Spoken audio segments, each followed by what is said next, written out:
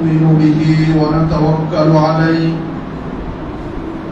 ونعوذ بالله من شرور أنفسنا ومن سيئات أعمالنا من يهده الله فلا مضل له ومن يضلل فلا هادي له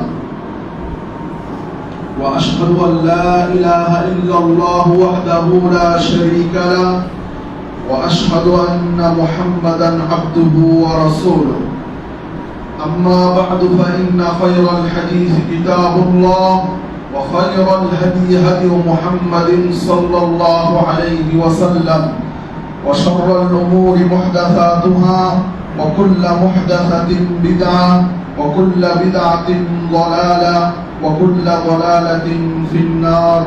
أعوذ بالله السميع العليم من الشيطان الرجيم من همزه ونفخه ونفثه. بسم الله الرحمن الرحيم. وما خلقت الجن والإنس إلا ليعبدون. সম্মানিত উপস্থিতি, সকল প্রশংসা একমাত্র মহান আল্লাহ রাব্বুল আলামিনের জন্য, আলহামদুলিল্লাহ। তারপর দরুদ ও সালাম বর্ষিত হোক আমাদের প্রিয় নবীর উপর সাল্লাল্লাহু আলাইহি ওয়াসাল্লাম। আল্লাহ রাব্বুল আলামিন পৃথিবীর ভিতরে যত নবী রাসূলগণকে পাঠিয়েছেন তাদের সবচেয়ে মেন উদ্দেশ্য যেটি ছিল সেটি হচ্ছে যে মানুষ যেন এক আল্লাহর ইবাদত করে এবং আল্লাহর সাথে যেন কাউকে শরীক না করে, মানে শিরক না করে। আল্লাহ রাব্বুল আলামিন তাদের সম্পর্কে কোরআনের ভিতরে স্পষ্ট ভাষায় বলেছেন, ওয়ালাকাদ বাআথনা ফি কুল্লি উম্মাতির রাসূলা আন ইবুদুল্লাহা ওয়াজতানিবুত তাগুত। আল্লাহ রাব্বুল আলামিন এই আয়াতের ভিতরে স্পষ্ট ভাবে বলে দিলেন যে আমি প্রত্যেক উম্মতের নিকটে, প্রত্যেক জাতির নিকটে আমি একটি করে রাসূল পাঠিয়েছি। কি জন্য? আন ইবুদুল্লাহ, যাতে করে তোমরা এক আল্লাহর ইবাদত করতে পারো, ওয়াজতানিবুত তাগুত, এবং তোমরা তাগুত থেকে, শিরক থেকে তোমরা যেন দূরে থাকতে পারো। নবী রাসূলগণের আরো অনেক কাজ রয়েছে। সেই নবী রাসূলগণের কাজের মধ্যে, তাদের সমস্ত কাজগুলোর মধ্যে তাদের প্রধান কাজ হচ্ছে যে তারা মানুষকে এক আল্লাহর ইবাদতের দিকে ডাকবে এবং মানুষকে শিরক থেকে দূরে রাখবে। আল্লাহ রাব্বুল আলামিনের সঙ্গে শরীক করা থেকে, আল্লাহ রাব্বুল আলামিনের সঙ্গে কাউকে শরীক করা থেকে মানুষকে দূরে রাখবে। আমরা যখন আল্লাহর রাসূল সাল্লাল্লাহু আলাইহি ওয়াসাল্লাম, আমাদের প্রিয় নবী মুহাম্মদ সাল্লাল্লাহু আলাইহি ওয়াসাল্লামের জীবনী দেখব, মুহাম্মদ সাল্লাল্লাহু আলাইহি ওয়াসাল্লাম মক্কার ভিতরে প্রাথমিকভাবে 13 বছর তিনি মানুষকে শুধুমাত্র এই বস্তুটাই দাওয়াত দিয়েছেন যে কুলু লা ইলাহা ইল্লাল্লাহ তুফলিহু, যে তোমরা লা ইলাহা ইল্লাল্লাহ বলো, তোমরা কামিয়াব হয়ে যাবে, তোমরা সফল হয়ে যাবে। এইভাবে আল্লাহর রাসূল সাল্লাল্লাহু আলাইহি ওয়াসাল্লাম মক্কার ভিতরে 13 বছর মানুষকে শুধু তাওহীদের দাওয়াত দিয়েছেন এবং মানুষকে শিরক থেকে দূরে রেখেছেন। কারণ তাওহীদ যদি মানুষের ঠিক না থাকে তাহলে তার সমস্ত আমল নষ্ট হয়ে যাবে, তার সমস্ত আমলের কোনো দাম থাকবে না। যেমন ভাবে একটি ছিদ্র করা বালতিকে যদি আমি আপনি ভর্তি করতে থাকি, সেই বালতিটা কোনোদিন ভর্তি হবে না, কারণ সেখানে ছিদ্র রয়েছে। তেমনি ভাবে আমরা টুটাফাটা যতটুকু আমল করি না কেন, আমাদের তাওহীদ, আমাদের শুদ্ধ আকীদা যদি না থাকে তাহলে আমাদের সেই আমল আল্লাহ রাব্বুল আলামিনের দরবারে 5 পয়সার কাছে আসবে না। সম্মানিত উপস্থিতি, আল্লাহ রাব্বুল আলামিন কোরআনের ভিতরে বললেন ওয়া মা খালাকাতুল জিন্না ওয়াল ইনসা ইল্লা লিয়াবুদুন, যে আমি মানুষ এবং জিনকে শুধুমাত্র আমার ইবাদতের জন্য সৃষ্টি করেছে। লিয়াবুদুন আই লিওয়াহিদুন, মানে তারা যেন আল্লাহ রাব্বুল আলামিনকে এক করে, আল্লাহ রাব্বুল আলামিনের নামের ক্ষেত্রে, গুণের ক্ষেত্রে আল্লাহ রাব্বুল আলামিনকে এক ভেবে, এক স্বীকৃতি দিয়ে তারা যেন আল্লাহ রাব্বুল আলামিনের ইবাদত করে। তো এই জন্য আমাদেরকে দুইটি মূলনীতি মনে রাখতে হবে। যেমন ভাবে এক আল্লাহর ইবাদত করা জরুরি, তেমনি ভাবে এক নবীর পদ্ধতি অনুযায়ী আমল করা জরুরি। ইবাদতের ভিতরে যদি বেসিক ভাবে এই দুইটি বস্তু যদি না থাকে, তাহলে সারা জীবন ইবাদত করে, সারা জীবন হজ আদায় করে, সেই হজের সেই ইবাদতের আল্লাহ রাব্বুল আলামিনের নিকটে 5 পয়সা মর্যাদা থাকবে না, বা সেই ইবাদতের 5 পয়সা মূল্য থাকবে না। এই দুইটি বস্তু যদি না থাকে, মানে এক আল্লাহর ইবাদত করতে হবে, তেমনি ভাবে সেই এক আল্লাহ রাব্বুল আলামিন যে রাসূল পাঠিয়েছেন মুহাম্মদ সাল্লাল্লাহু আলাইহি সাল্লামকে, সেই এই এক রাসূলের পদ্ধতি দেখানো, বলা পদ্ধতি অনুযায়ী আমাদের ইবাদত হতে হবে। নইলে আমাদের ইবাদত, সমস্ত ইবাদত বিফল হয়ে যাবে। আমাদের সেই ইবাদতগুলো আমাদের জন্য কোনো কাজে আসবে না। আমাদেরকে মনে রাখতে হবে, তাওহীদ এমন একটি বস্তু, যে বস্তুটা মানুষের মধ্যে এবং পশুর মধ্যে পার্থক্যকারী, যে বস্তুটা মানুষের মধ্যে পশুর মধ্যে পার্থক্য করে দেয়। আপনি দেখেন, আমাদের মধ্যে এবং পশুর মধ্যে অনেক বস্তুর দিক দিয়ে সেম। যেমন ভাবে পশু খাওয়া দাওয়া করে, আমরাও খাওয়া দাওয়া করি। একটা জানোয়ার, একটা পশুর শরীরের ভিতরে রক্ত মাংস হাড্ডি আছে, আমাদের শরীরের ভিতর রক্ত মাংস হাড্ডি আছে। তাদেরও পাও আছে, আমাদেরও পাও আছে। তাদেরও মুখ আছে, চোখ আছে, আমাদেরও চোখ আছে। কিন্তু আল্লাহ রাব্বুল আলামিন যে তাদের থেকে আমাদেরকে পার্থক্য করেছে, কিসের মাধ্যম দিয়ে পার্থক্য করেছে? আল্লাহ রাব্বুল আলামিন আমাদেরকে তাদের থেকে যে আমাদেরকে পার্থক্য করেছে, সেটি হচ্ছে তাওহীদ, সেটি হচ্ছে জ্ঞান। আল্লাহ রাব্বুল আলামিন সূরাতুত তিনের ভিতরে বলেছেন, ওয়াত-তিনি ওয়াজ-যাইতুন ওয়া তুরি সিনিন ওয়া হাদাল বালাদিল আমিন লাকাদ খালাকনাল ইনসানা ফি আহসানি তাকওয়িম, যে আমি মানুষকে সুন্দর গঠনে সৃষ্টি করেছি, তৈরি করেছি। এই আয়াতের ভিতরে আল্লাহ রাব্বুল আলামিন মানুষের প্রশংসা করলেন যে মানুষকে উত্তম রূপে সৃষ্টি করেছি। সুম্মা রাদাদনাহু আসফালা সাফিলিন, কিন্তু মানুষ যখন এক আল্লাহর ইবাদত বাদ দিয়ে হাজার মাবুদ বানিয়ে নিয়েছে, মানুষ যখন আমাকে, আমার ইবাদত করা বাদ দিয়ে মানুষ পাথরের ইবাদত করা আরম্ভ করেছে, মানুষ গাছের ইবাদত করা আরম্ভ করেছে, মানুষ মাজার ইবাদত করা আরম্ভ করেছে, মানুষ ওলি পীর বুজুর্গদের ইবাদত করা আরম্ভ করেছে, তখন সেই মানুষকে আমি একদম নিচু করে দিয়েছি। এবং এই ধরনের কথা আল্লাহ রাব্বুল আলামিন কোরআনের আরো আয়াতে বলেছেন, উলাইকা কাল আনআম, তাদের উদাহরণ চতুষ্পদ জানোয়ারের মতো, তারা পশুর মতো। শুধু এই কথাটি বলে আল্লাহ রাব্বুল আলামিন ক্ষান্ত করেননি, বরং আল্লাহ রাব্বুল আলামিন বললেন বালহুম আদাল, বরং তারা পশুর চেয়েও নিকৃষ্ট। আল্লাহ রাব্বুল আলামিন, তাহলে দেখেন তাওহীদ কত গুরুত্বপূর্ণ বস্তু। আজকে দুঃখের বিষয়, আজকে অধিকাংশ মুসলমান তারা তাওহীদ বোঝে না, অধিকাংশ মুসলমান শিরক বোঝে না। কথার ভিতরে শিরক, কাজের ভিতরে শিরক, চিন্তার ভিতরে শিরক, আকীদার ভিতরে শিরক। প্রত্যেকটি বস্তুর মধ্যে আমাদের ভিতরে কোনো না কোনো দিক থেকে বড় শিরক, ছোট শিরক, অনেক ধরনের শিরক লুকিয়ে রয়েছে। এবং পরিপূর্ণ তাওহীদ আমরা এখন আজ পর্যন্ত বুঝে উঠতে পারিনি। পরিপূর্ণ তাওহীদ যদি আমরা বুঝতাম, তাহলে আমাদের সন্তানদের হাতে, সন্তানদের গলায়, সন্তানদের বাজুতে আমরা তাবিজ বেঁধে দিতাম না। আজকে মুসলিম সমাজগুলোর ভিতরে গিয়ে দেখুন, অধিকাংশ এখন মুসলমান পাবেন যাদের বাড়িতে তাবিজ, কবজ, গাসান, হাবিজাবি ইত্যাদি বিভিন্ন বস্তু দিয়ে ভরপুর। কারণ তারা তাওহীদ সম্পর্কে যে কনসেপ্ট, সেই কনসেপ্টটি তারা ক্লিয়ার করেনি, তারা তাওহীদ বোঝেনি এবং তারা শিরক বোঝেনি। যে তাবিজ সম্পর্কে স্পষ্টভাবে বলা রয়েছে যে ইন্নাত তামিমা শিরকুন মান তাআল্লাকা তামিমা ফাকাদ আশরাকা, যে ব্যক্তি তাবিজ লটকালো, যে ব্যক্তি তাবিজ লটকালো সে শিরক করলো।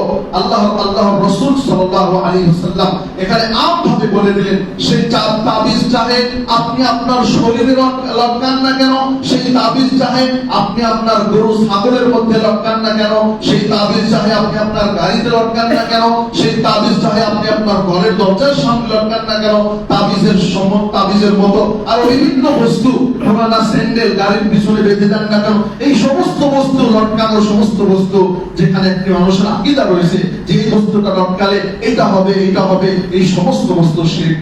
এই জন্য আমাদেরকে মনে রাখতে হবে কিয়ামতের দিন, যেদিন মানুষ অনেক আমল নিয়ে আল্লাহ রাব্বুল আলামিনের নিকটে হাজির হবে, সেই দিন যেন আমাদের উদাহরণ এমন না হয় যে আমাদের সমস্ত আমলগুলো হাবা মানজুরা একেবারে নষ্ট করে, ধ্বংস করে, ডিমোলিশ করে দেওয়া হলো।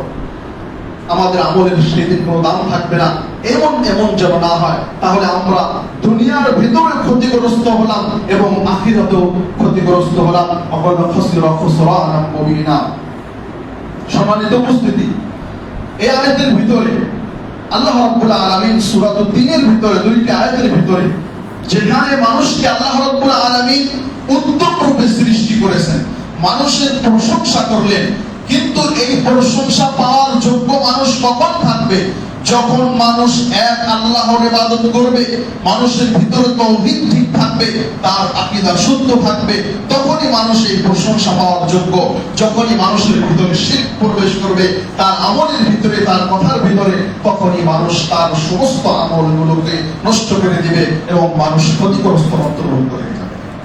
এখন একটি প্রশ্ন অনেক মানুষ বলে যে আমরা মাজারে যাই, আমরা পীরের দরগায় যাই, দরগায় গিয়ে আমরা বাবার কাছে কিছু চাই না, সেই কবরের মধ্যে যে মৃত্যু ব্যক্তি শুয়ে রয়েছে সেই মৃত্যু ব্যক্তির নিকটে আমরা কিছু চাই না, সেই কবরের ভিতরে যে চাদরের নিচে বাবা বা বিভিন্ন ওলিয়া ওলিয়া শুয়ে রয়েছে আমরা তাদের নিকটে চাই না, আমরা তাদেরকে চেষ্টাও করি না, আমরা শুধু তাদেরকে ওসিলা মনে করি যে তারা আমাদের কথা আল্লাহ রাব্বুল আলামিনের নিকটে পৌঁছিয়ে দিবে, আমরা শুধু তাদেরকে আমরা একটি মাধ্যম মনে করি। তো সম্মানিত উপস্থিতি, আমাদেরকে মনে রাখতে হবে এই বস্তুগুলোকে, এই মানুষগুলোকে, এই পীর ওলিয়া ওলিয়াদেরকে মাধ্যম মনে করাও শিরক। এর দলিল আল্লাহ রাব্বুল আলামিন কোরআনের ভিতরে স্পষ্টভাবে বলে দিয়েছেন।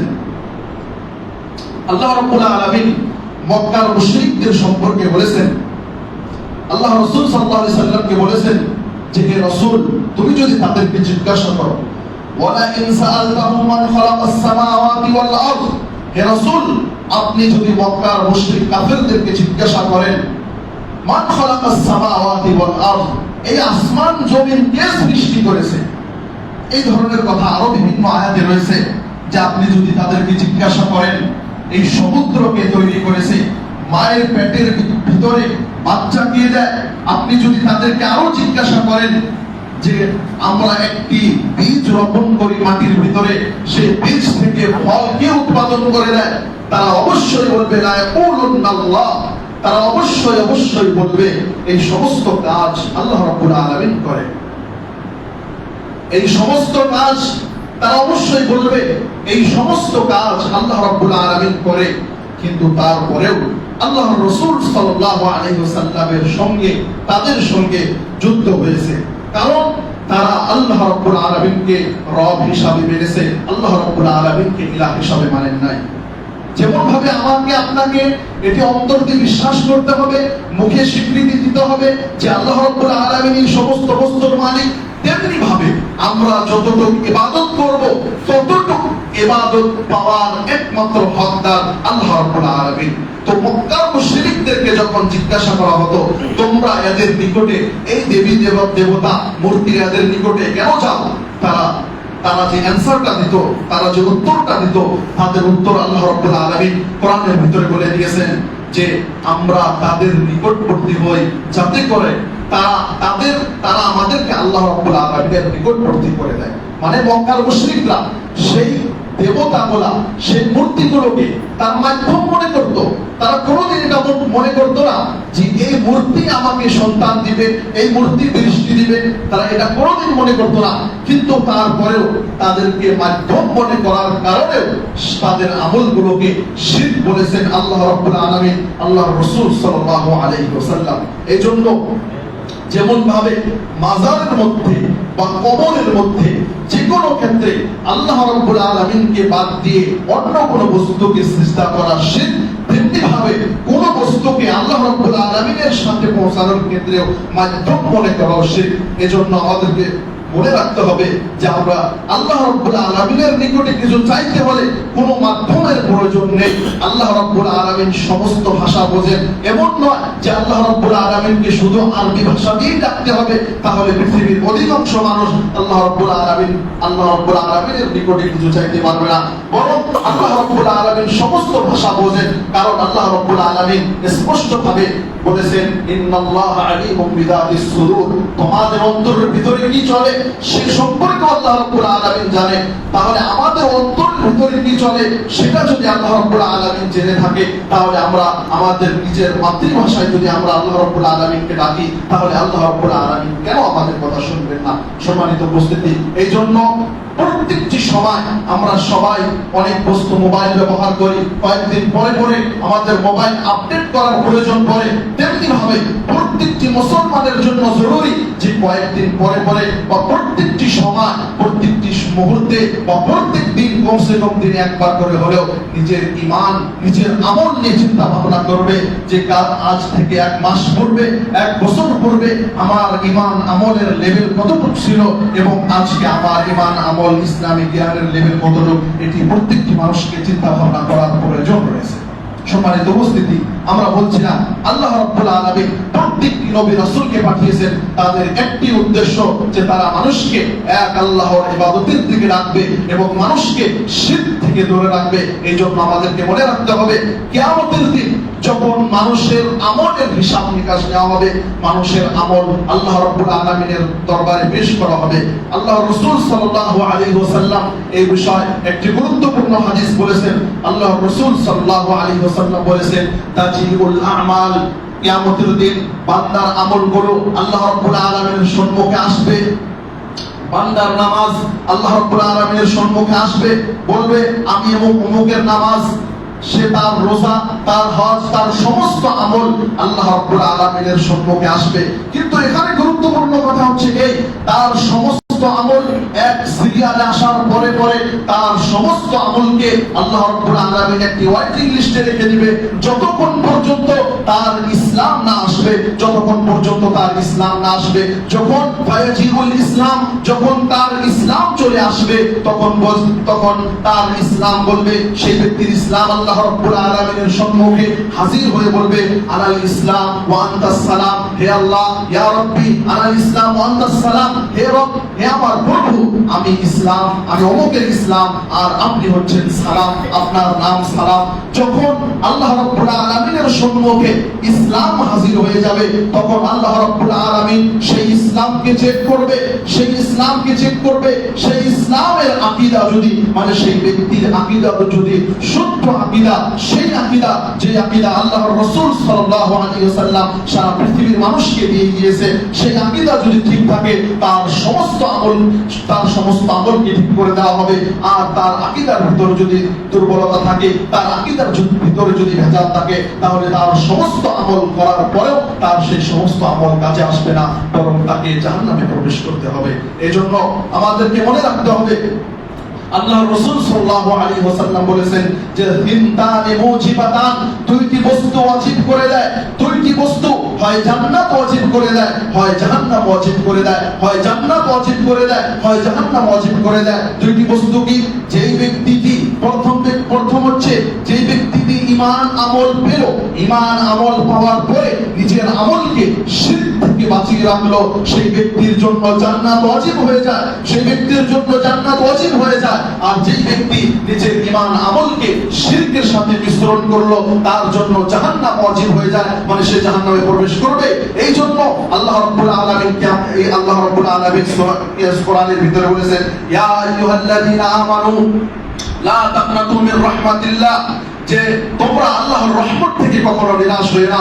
এই জন্য কিয়ামতের দিন যত মানুষ যত গুনাহ নিয়ে হাজির হোক না কেন, মানুষ যত গুনাহ নিয়ে হাজির হোক না কেন, মানুষের সমস্ত গুনাহ মাফ করে দিবেন আল্লাহ রাব্বুল আলামিন। হয় তাকে জাহান্নামে পুড়িয়ে মাফ করে দিবেন, হয় তাকে জাহান্নামে ঢোকানোর আগে আল্লাহ রাব্বুল আলামিন তাকে রহমত দিয়ে, তার রহমত দিয়ে তার সমস্ত গুনাহ মাফ করে তাকে জান্নাতে প্রবেশ করিয়ে দিবে। কিন্তু সেই মানুষটা যদি শিরক নিয়ে মারা যায় বা তার আকীদার ভিতরে যদি ভেজাল নিয়ে মারা যায়, আল্লাহ রাব্বুল আলামিন তাকে কোশ্চিন কালে মাফ করবে না, খালিদিনা ফিহা আবাদা, তাকে চিরস্থায়ী জাহান্নামে থাকতে হবে। সে চির অবস্থায় চিরদিনের জন্য তাকে জাহান্নামে পড়তে হবে। এই জন্য সব সময় সাবধান থাকতে হবে।